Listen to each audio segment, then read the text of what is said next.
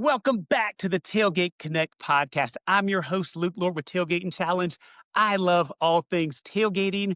And tonight, there might be a guy that's as passionate or maybe even more than I am about tailgating.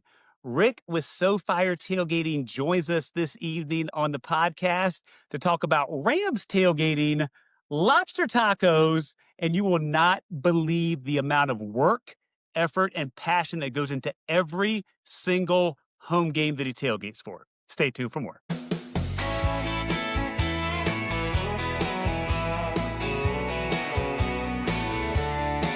Gather round tailgaters, hear the call, it's game day, y'all. Let's have a ball across the states from college to NFL. Tailgate Connect's got a story to tell. All right, welcome back to the Tailgate Connect podcast. It's Luke, and our special guest tonight is Rick with SoFire Tailgating. Rick is a big tailgating fan and also an LA Rams fan as well, too. Rick, welcome to the show, sir. How are you? Hey, thank you, Luke. Thank you for having me. I appreciate it. Excellent. So Rick, I've known you for a few years now. We haven't had the pleasure of meeting in person, and I know you're going to give me a hard time and be like, Luke, you got to get out to my tailgating. You got to. Not only are you going to sell me on coming to your tailgate today, you're going to sell all the tailgaters out there as to why you're an amazing tailgater. So one of the things I like to ask people, like right off the jump, is like, why do you love tailgating? Above everything else is just getting together with a big group of people that have kind of a common theme or a common enjoyment to the tailgate and the pregame stuff before the game. So that's the biggest thing, because usually it's a big family. You say the same kind of people every game in and game out. So the biggest thing for me, like I said, is just getting together and seeing everybody and just kind of having a good time and stuff before the game kicks off. So when did your passion, because I remember as a kid for myself, like I was a young kid going to like South Carolina Gamecock games, and it started to resonate early that I was like, hey, I might be a tailgating guy. When did you have the moment like I fell in love with tailgating? So I can tell you with, I follow the Rams, as you know. And so growing up, I actually watched the Rams. Living in Orange County and LA County and stuff, I had grown up watching them, and I enjoyed going to the games in Anaheim when they were first there, like so many people. But, I'm a teenager and, that kind of thing back in the mid-'90s when they ended up moving to St. Louis. So fast forward to 2016, and I had always liked doing, cooking and stuff outdoors, whether it's camping, whether it's in the backyard, something like that. So we started going to Ram games from the very first preseason game when they came back. And, we just started cooking, just little things and, just trying to make stuff unique. And that's sort of how it started. And then doing that week in and week out, or, game in and game out, I should say, it's sort of just continued to grow, to what it is right now. So. Excellent. So tell me, when was SoFire? When was it born, and how'd you come up with the name?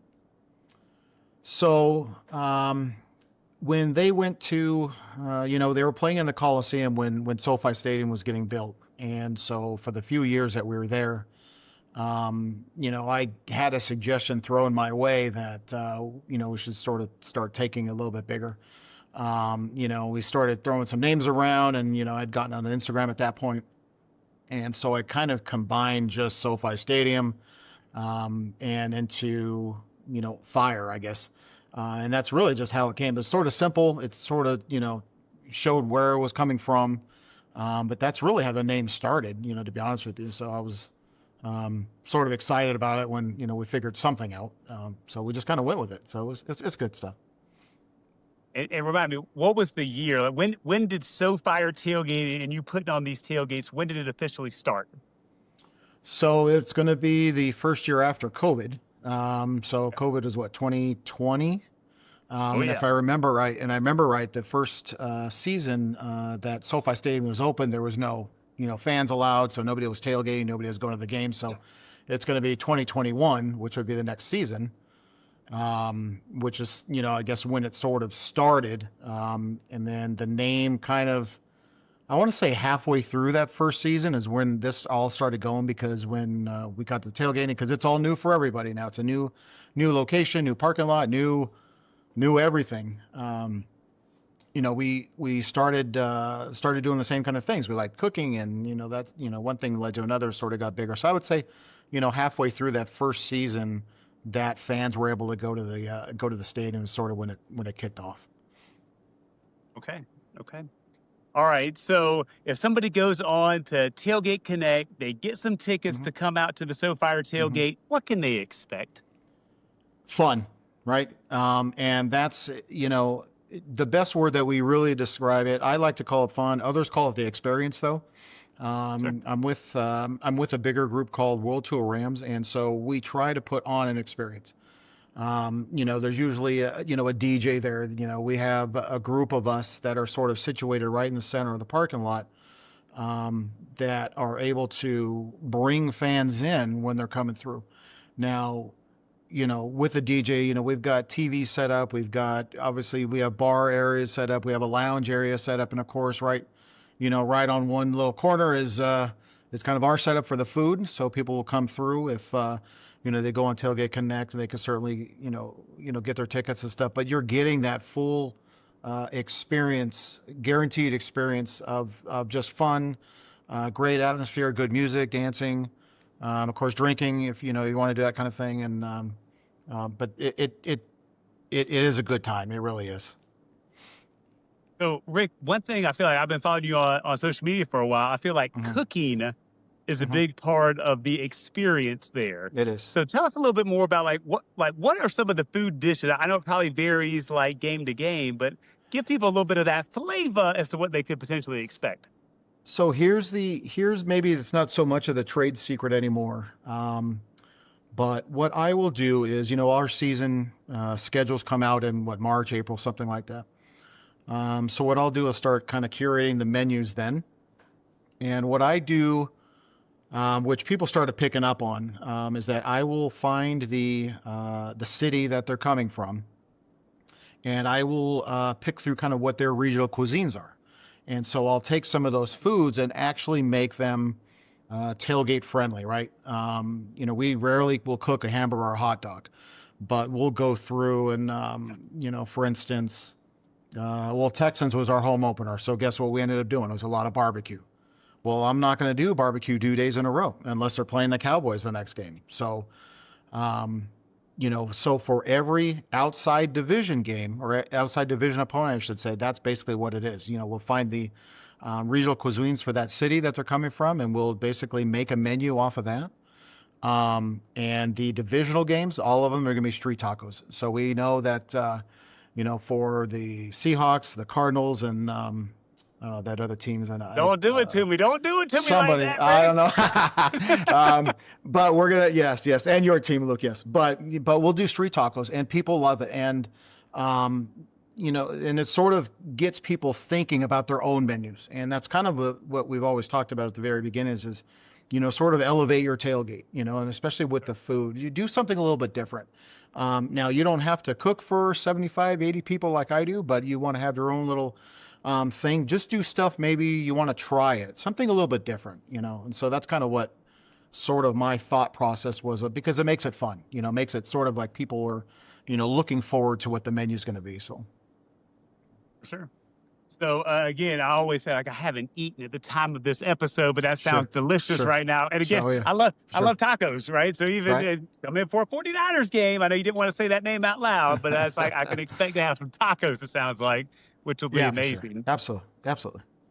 So as we talk about like some of these opponents, the opposing teams, one of the things that I know that some people are probably like, oh my gosh, like, I might want to go to this tailgate, but if I'm wearing the other team's colors, like, are they gonna shove me in a corner? Are they like not gonna interact with me? Like, tell people, like, how does that work at your tail? If I show up in my 49ers gear, aside from you doing your normal stuff with me, but the average person, how would that work or look for them? So, it truly is a welcoming atmosphere, regardless if you're, Rams fan or, an opposing team's fan, because everybody's there generally, especially before the game, is everybody's there to have fun. And so we don't ever exclude anybody. We don't exclude anybody if you're not even a football fan, because this may be your first game. I have countless number of people that come up to me in all kinds of jerseys, right? And they say, you know what, this is my first time at the stadium. I'm so excited. I've never expected a tailgate like this. This is not something I'm used to. I've never, done the whole experience, So we're certainly welcoming to all fans. We do have a couple of our, fans that we're a little, little shy on, but no. So, no, but like I said, everybody's always welcome. Everybody's always welcome. And I'm always going to give you a dig on that. But that's just how, we always treat every fan with respect. It doesn't matter, like I said, what team you're representing there. Because like I said, we want people to have that experience when they leave the tailgate and they're going to go to the game.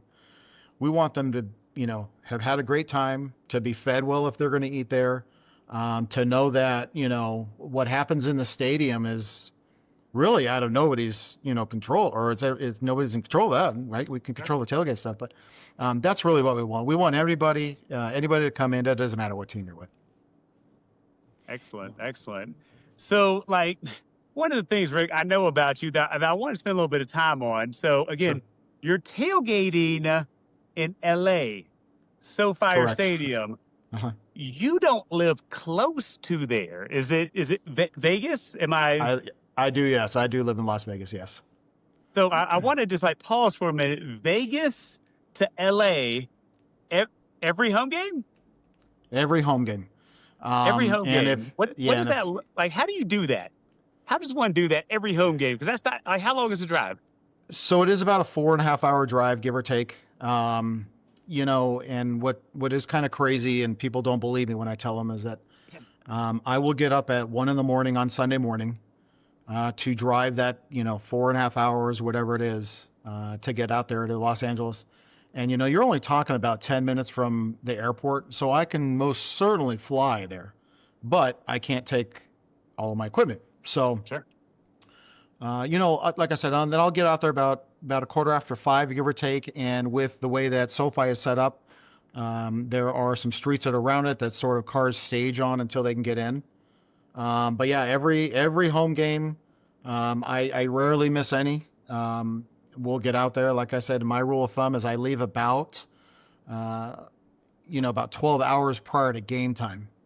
Okay. So most of the West Coast games, as you know, are 1:25 Sure. time slot.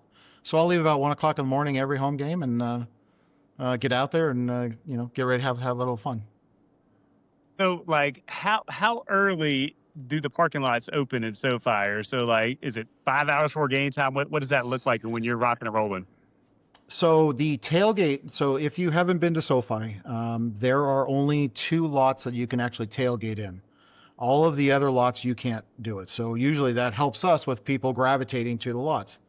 And so that tailgate lot opens up about 5.5 hours-ish before game time.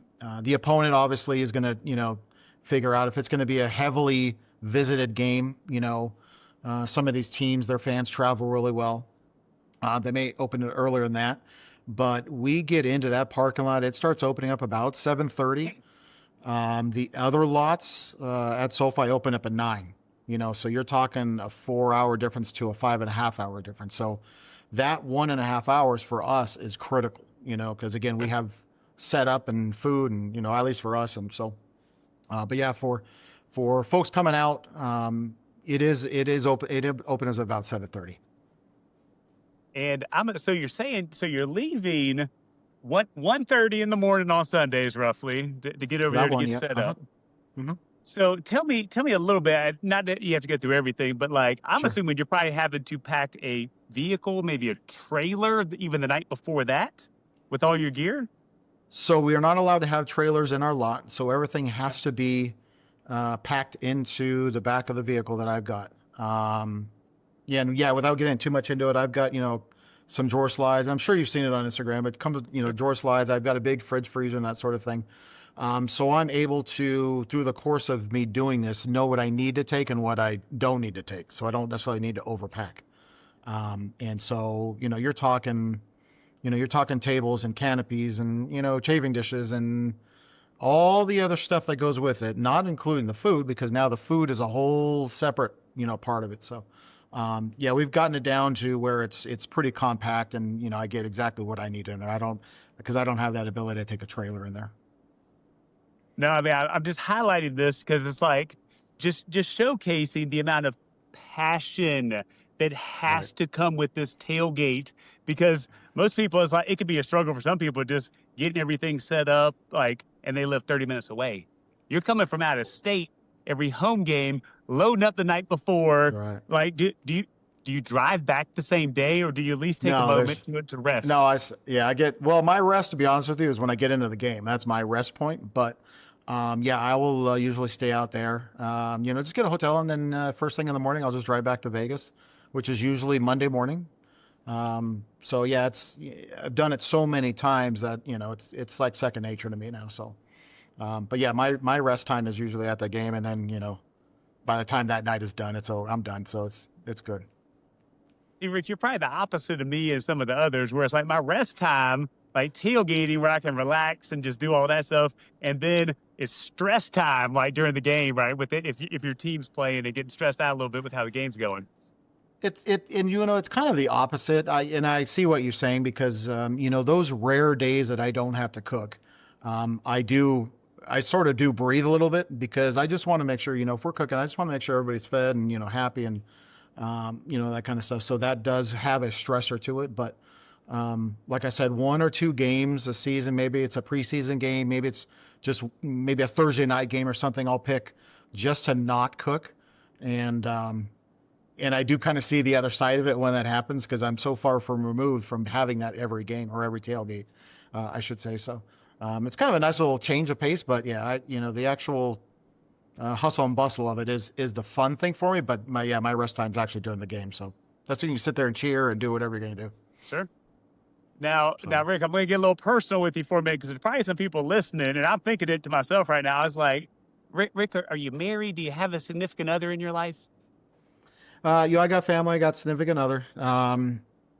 Everybody's obviously been super supportive, of everything I do, and it's kind of crazy to some people, friends and family can't believe I do what I do and, game in and game out. And, Sure. but it's fun, I think they enjoy that I'm enjoying it. So.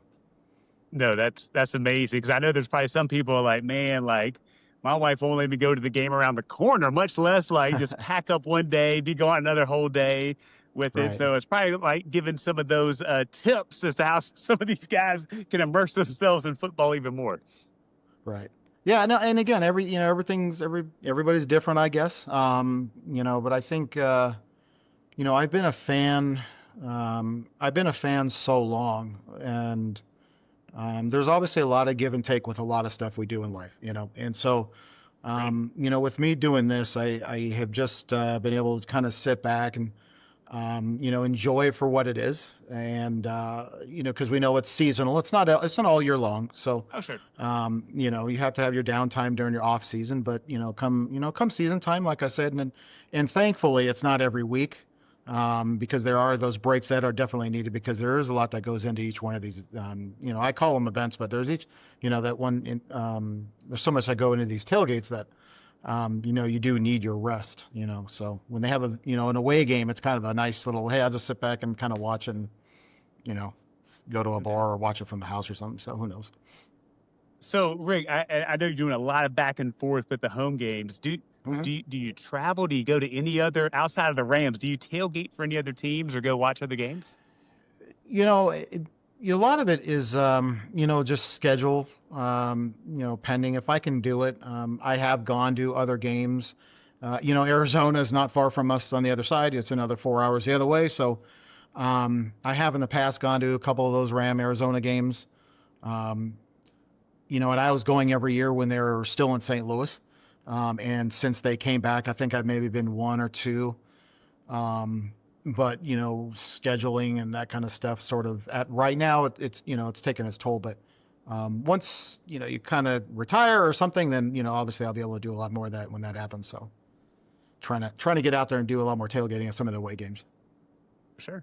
Do you have one stadium that's on your bucket list that you say, I would really love to go tailgate and go to a game at blank stadium? We talking college or are we talking professional? Wide open. What, NFL, college, whatever you think. For the NFL, Buffalo, for whatever reason, always stands out that I need to go try a Bills game. There's a Bills Mafia tailgate. They do it kind of crazy up there. I think that would be fun. I'm a big USC fan. I don't know if you know that, but so I've tailgated a bunch at the Coliseum already.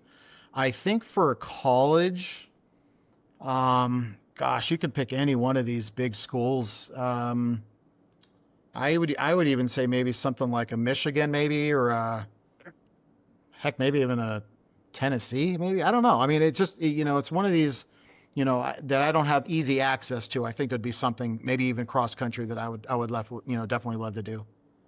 So, who knows?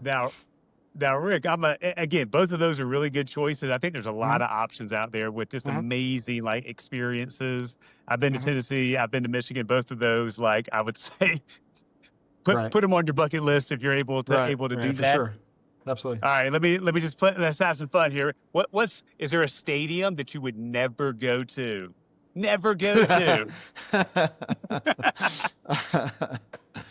Oh boy. Well, I think when you ask me the question, you already know the answer to. No, I don't think so. I would actually, nothing for that. I would like to go to all NFL stadiums, regardless of, what team it is, because I think it's the experience. And, if you haven't been to SoFi, it's probably like nothing you've ever seen.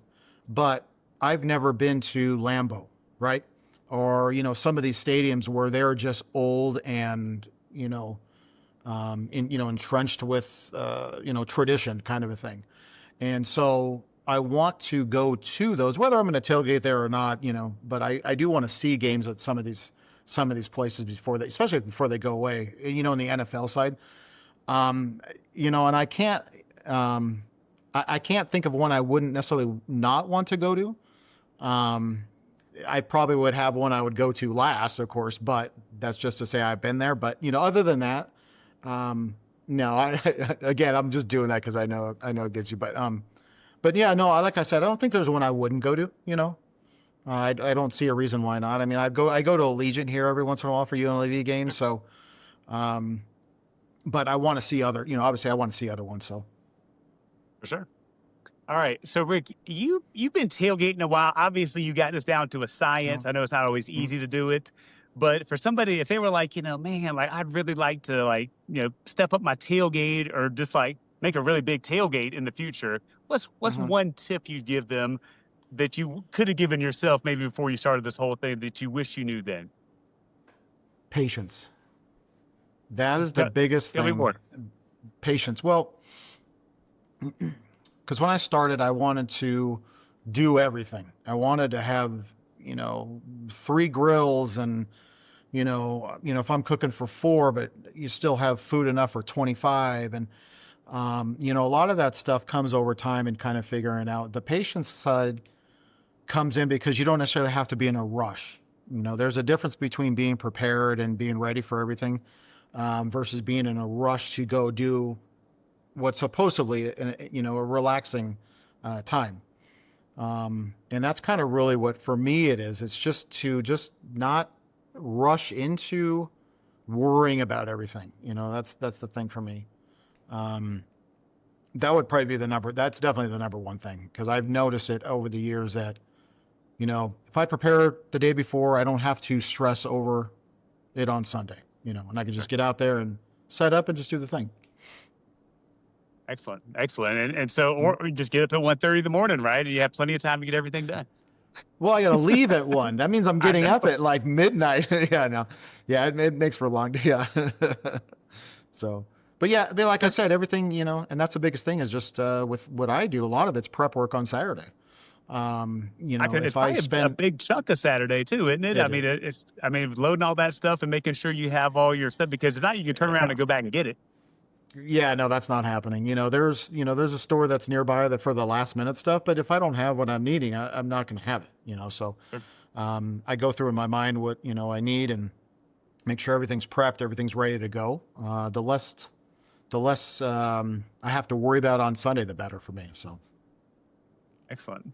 Tell me this. So there's probably a lot of tailgating gear that you've seen, you've got your hands on. What is that mhm. one piece of gear that you're like, I gotta have this at every tailgate? It makes your tailgate better. It makes your life easier. What's that piece of tailgating gear?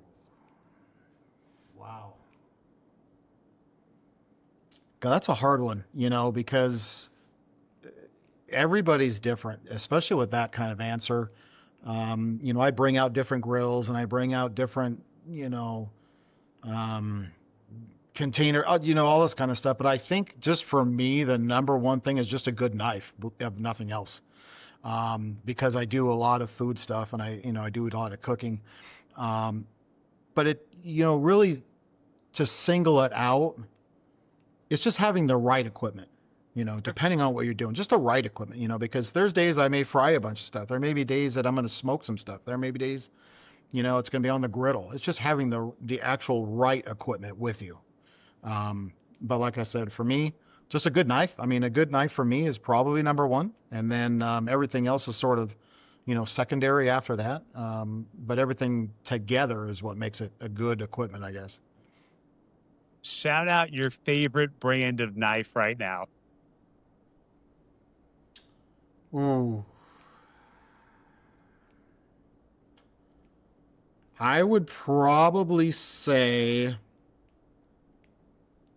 it's either going to be Spaceman. I like what he has, or Headley and Bennett. I like what they've got too. So it'll probably be one of those two. Um, but really, it's just something that I prefer. Um, Sure. but a good knife is for me. Like I said, it's number one. Well, that was just a shameless plug. So if anybody ever hears that, they should sponsor you one day because, like, obviously you use their stuff and you love it. Right. Yeah, for sure.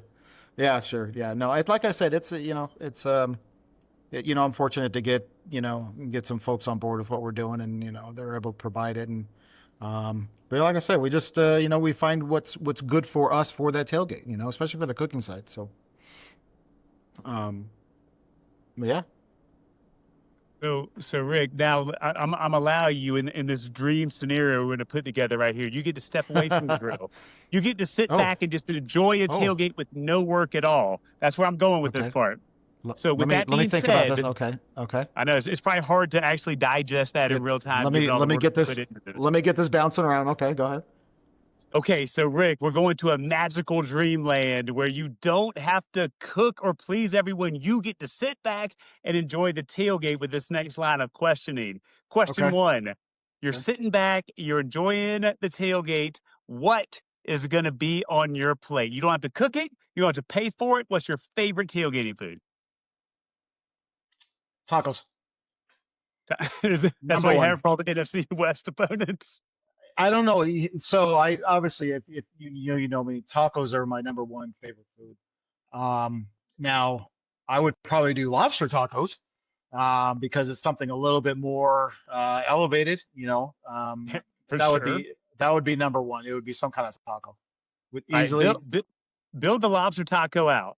Like build it from the ground up to make the perfect lobster taco that you're gonna eat. Oh, this is going to be easy. You're going to obviously get your lobster boiled. I don't want to do any batter on it. Simply boiled, seasoned, of course. You're going to get an easy street corn tortilla, a Okay. lobster taco, and then maybe just a little bit of some sort of green salsa and lime, and that's it. Okay.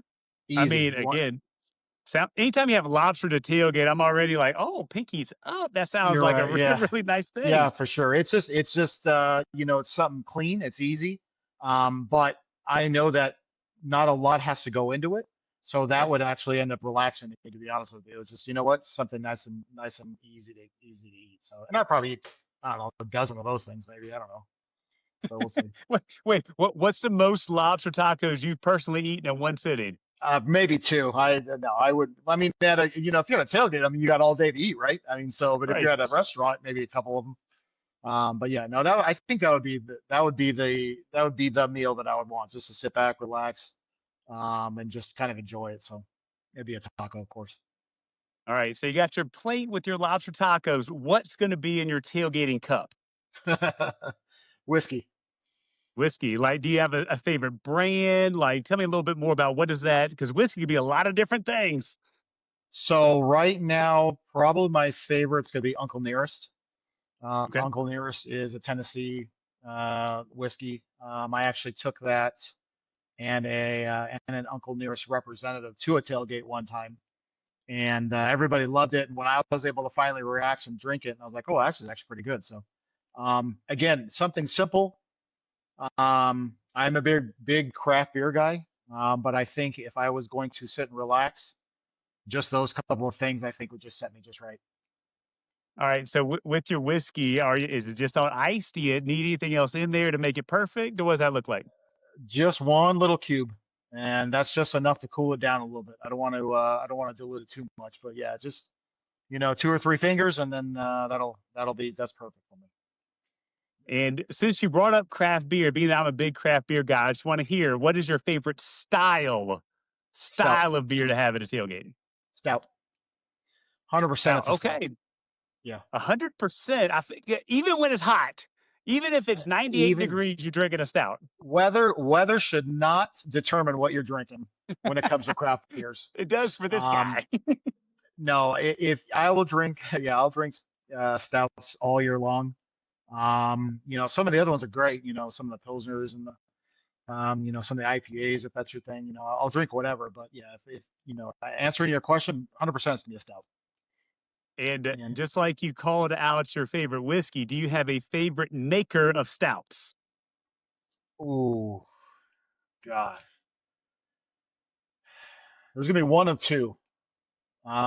Goose Island, Okay. with their Bourbon County, um, or Bottle Logic, which is actually in Anaheim, and both of them, you know, you know, Goose Island's out of Chicago, of course, but Bottle Logic,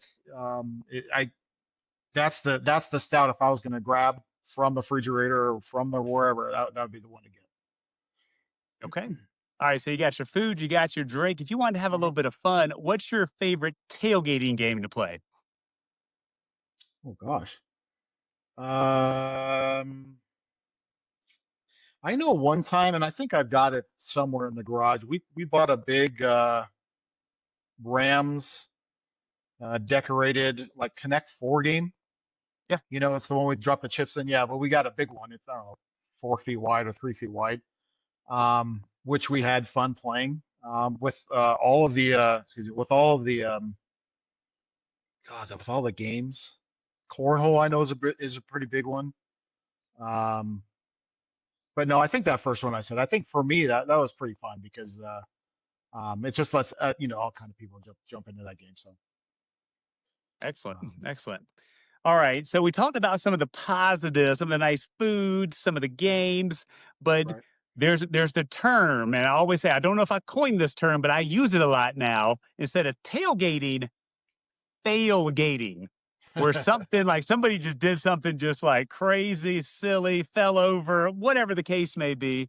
Have you Mhm. seen, whether you were part of it or you saw somebody else be a part of it, have you seen a failgating experience at a SoFire tailgate? Not, not really too bad. You know, I'll take this a little bit different than maybe the general public, I think would. My tailgate would be if somebody doesn't like what I make, or somebody is, maybe even gets sick what I make. But, every once in a while, I mean, and it's very, very rare, but, you'll have somebody that's already been drinking too much, that kind of thing, but sort of have to be asked out of the area. But really, there's nothing, with ours. There's really nothing that really happens, I would say, at least that I am aware of, that's really a fail. I know people forget stuff all the time, and they failed at bringing the propane or something, Right. like for ours, it's like I said, it's a good time, and we don't have too many of those kind of things happen. At least, like I said, I don't see it. So if they happen, they happen. I don't know. Fair enough. All right.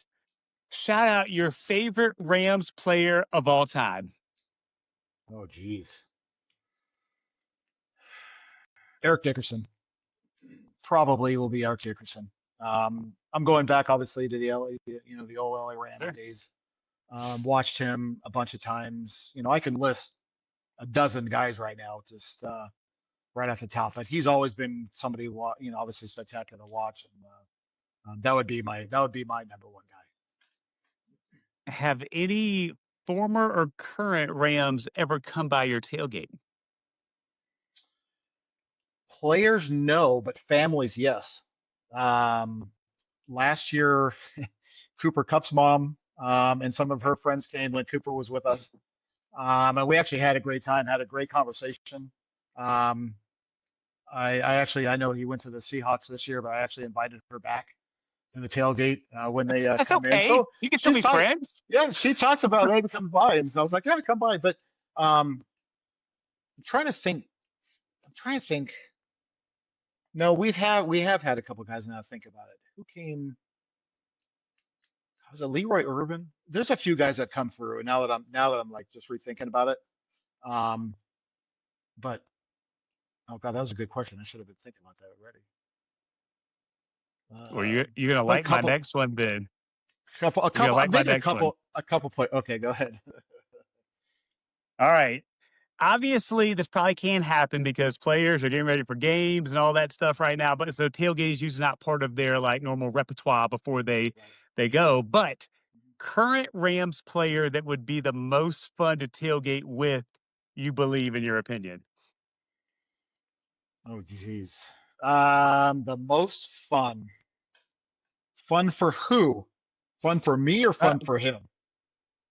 fun. I guess fun, like Well, just hanging out with them. Probably for you, right? For being a part of the tailgate and just well, being and like a so fun. yeah, I think Matt Stafford would be fun. I think I can he see that. sort of passed you know, the younger side of things. May not be there to party, but I think it would be Right. still be actual fun though to hang out with. And that's the side of it. I think I don't think he's there to get drunk, or whatever. But I think he for me, I think that would be fun to hang out with him for sure. All right, Matt Stafford, anybody that knows him, if you listen to this episode, we got to get him to the SoFire tailgate. That would We gotta be do it. epic. We Epic. gotta do it. Love to We see got it. to do it. Yeah, All absolutely. right. That'd be So fun. so Rick, as we wind the show down and we talk about like people that might be like, oh man, Rick seems like he is super dedicated. Sounds like amazing food out there and a great experience. Sell them one more time on why they should go to tailgateconnect.com and come get some tickets for the SoFire Rams tailgating experience. It is, and it is the experience. You come for a good time. That's what you want to get. You want to get fed. You want to maybe watch the morning games because, like I said, we have a couple TVs out there. We've got a DJ that we always bring in. We will do 50-50 raffles. We have a lot of those sort of things happening. We do have a lounge area, and again, with the amount of people that we have in our group, there's a little bit something for everyone. Like I said, people love coming through and they love to hang out. There's no questions asked. If you're there to have a good time and want to have that great experience, this is definitely what you want to do. Again, it's the food, the drinking, the dancing, the TV, all of it. Like I said, it's all everything that comes with it. No, again, I've seen it online, and I know I've got to make my plans to come out to one of your tailgates, probably for one of the games that involves tacos, maybe lobster. If I come. Of course, absolutely. Yeah, well, I'll bring Well, I'll no, bring that. We'll make that happen. excellent, excellent. Well, hey, everybody that's been listening to the episode, thank you for tuning in to the end of the episode. We always appreciate that. And just like Rick, you've been awesome. Like to get to know a little bit better. Like I felt like I knew you a little bit before the episode, but like Right. really understanding how passionate you take this tailgating craft is something that's not lost on me. So thank you for Yeah. sharing a little bit of your story and experiences with us today. If you're wanting to have that easy budding tailgating experience, check out tailgateconnect.com. We have hosts for NFL and for college football that we can hook you up with, just like people like Rick. And that's the cool part about it is that every host is different. Every tailgate is different, and they're all going to be amazing and fun people just like Rick today. So, Rick, thanks for being here. Thanks, everybody, for tuning in. And our motto is we hope to see you at a tailgate soon. Have a good day, everybody. Appreciate you. Look. All right, guys. Thank you. Appreciate it. Tailgate Connect.